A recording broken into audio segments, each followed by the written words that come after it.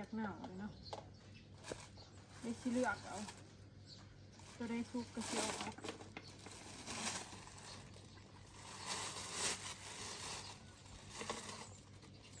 ไปล้างเลยสบายดีเด้อพี่น้องจ๋ายินดีต้อนรับเข้าสู่ช่องสลอยเด้อพี่น้องอีเมเกมมักเล่นมาเมื่อเช้ามันเริ่มเบิดเลยพี่น้องมันหอนยามหอนมันเริ่มสิเบิดเลย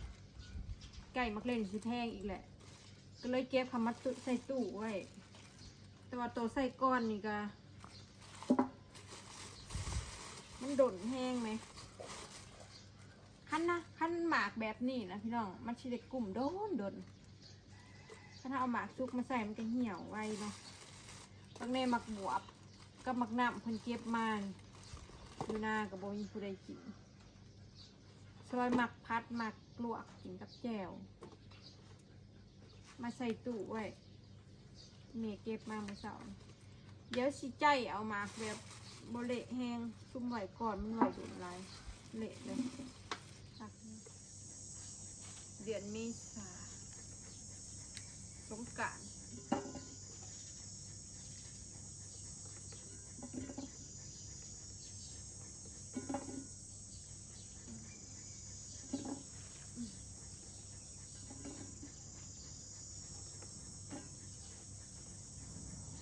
ขวายจะลอยซื้อมาตอนต่ำหัวแหละ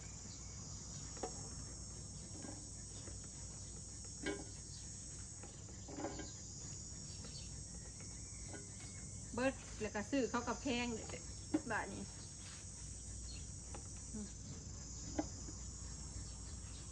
แต่บ่ค่อยได้ต่ำดอกนี้เงื่อนนี่กัน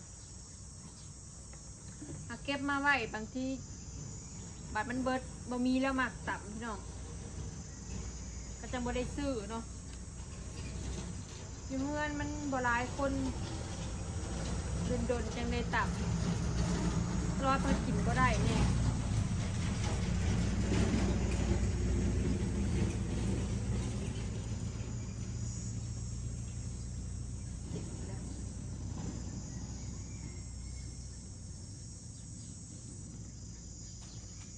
เหี่ยวแดด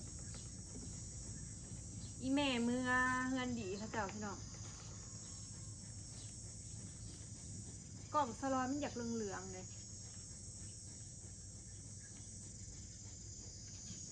งานบุญงานแจกหลายพี่น้อง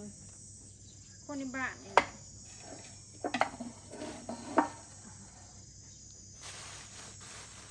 แจกสายลาย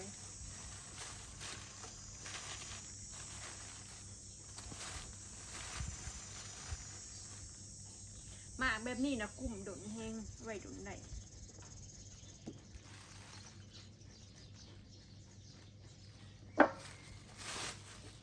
ไม่โดนลายก็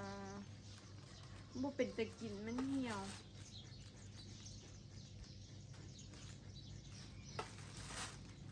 ชุกโพด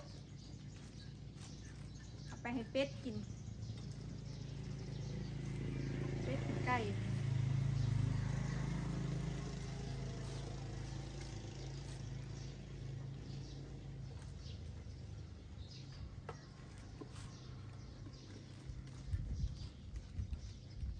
มักเล่นหน่อยมันไหวดุบ่ได้มันนางบาง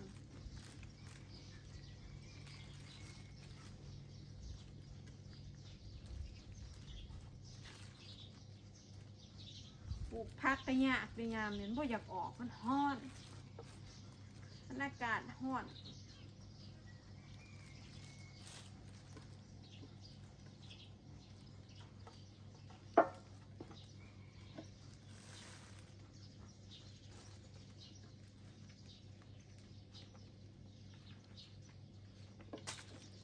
มะเขือ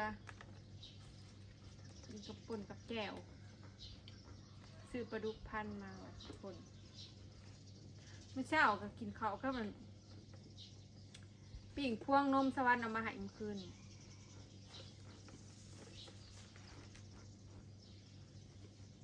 บ่หลายคนกินยังกระบ่แซ่บพี่น้องเจ็บ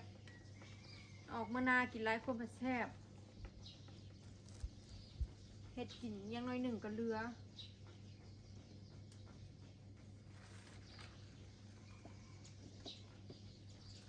ก็สิได้กินข้าวเที่ยงกับบ่ายเพื่ออีร้อยสินอนพี่น้อง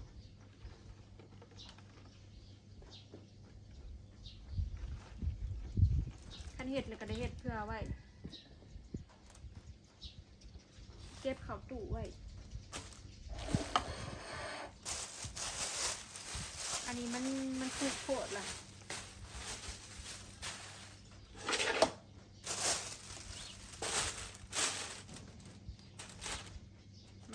หมักน้ำนี่ลวกกินกับแจ่วนะ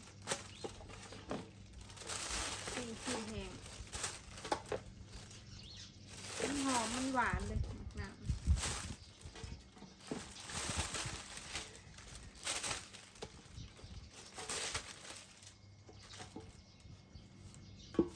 ล่างบ้านกำลังปลูกอันพักคะน้าสลอยอันบุ๋มพักคะน้ามาจนานี่ได้2 ขวด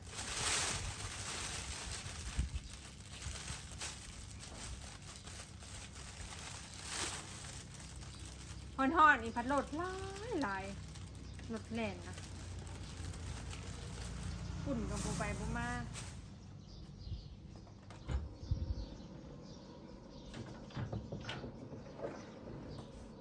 ตู้เย็นไว้แช่แล้วกินสบายได้มีตู้อันไม่ได้แช่ได้หลาย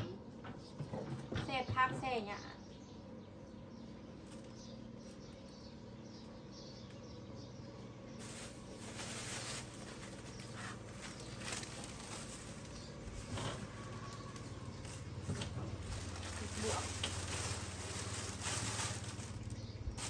แม่เราเก็บมาลายขนาดเราไม่ได้สัว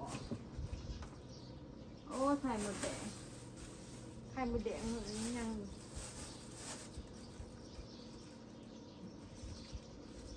หมากันพี่สีเนาะเจ้าบำรุงน้ำนมมานอนพักลูกเขามาทางในเย็นเป็นเฮือน2 ชั้นพี่น้อง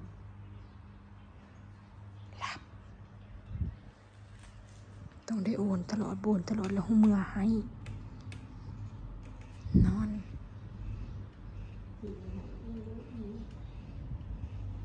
จังซี่แหละแต่ละมื้อแล้วก็ลูกกินนมจากคองแล้วก็บ่พอได้ไปทางใดพี่น้อง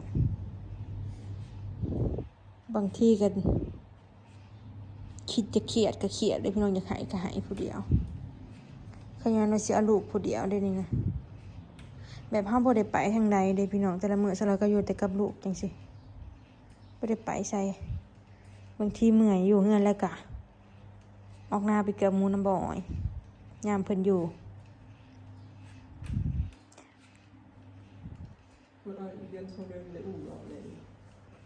เนาะแบบว่านั่งได้จังซี่นะก็พออยากพาไปนั่นไปนี่อยู่อันนี้รอยังนั่งบ่ได้พี่น้องก็เพิ่นยังน้อยแน่5-6 เดือนขึ้นไปก็อยากพาไปอยู่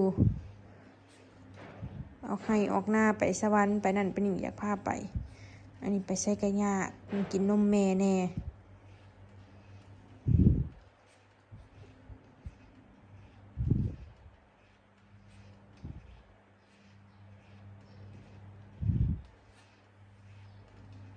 จะก็กินนมพงแหละซื้อมาไหวเดี๋ยวนมพงกันกินเชิมกันไปนะพี่น้องเดี๋ยวก็ได้กินข้าวแล้ว6 เดือนเนาะ6 เดือนจังหน่อยปัญหากระตามมาก็สิเป็นแบบลูกบ่กินข้าวในบ้านนี้พ่อแม่ก็กุ้มใจอีกสลอยมักคิดไปก่อนเด้น้ำเรื่องมันเกิดมักคิดไปก่อนแล้วก็เครียดก่อนนะพี่น้องกินข้าวไปเสียเงินซื้อนม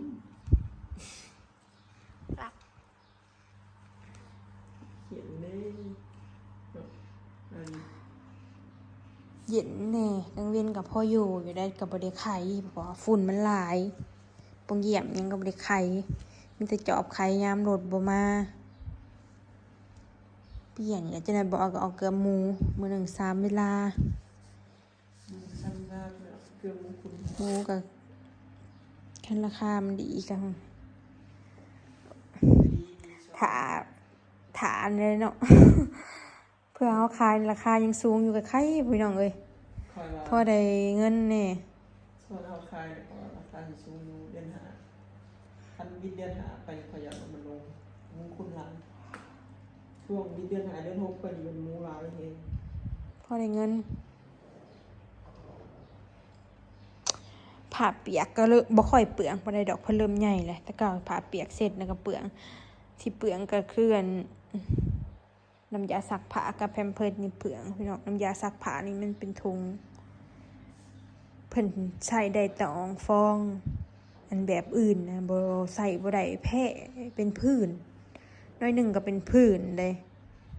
แบบถึกฝุ่นถึกหยังนี่นะเป็นผื่น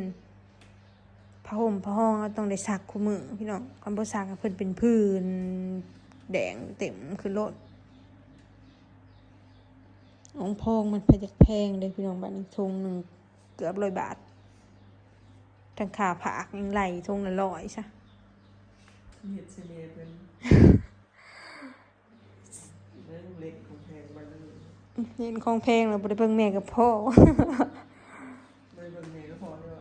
ก็ย่านะเนาะลูกเนาะลูกคนเดียวเนาะ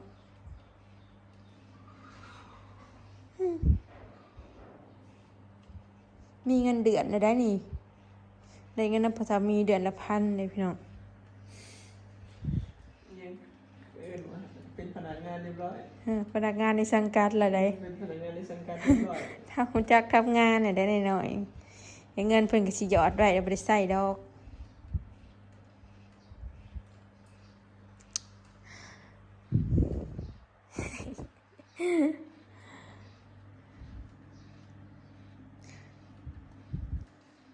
แล้วมื้อใดถ้ามีเวลาจังสิไปหาถ่ายคลิปสอนให้เบิ่งเด้อพี่น้องจ้า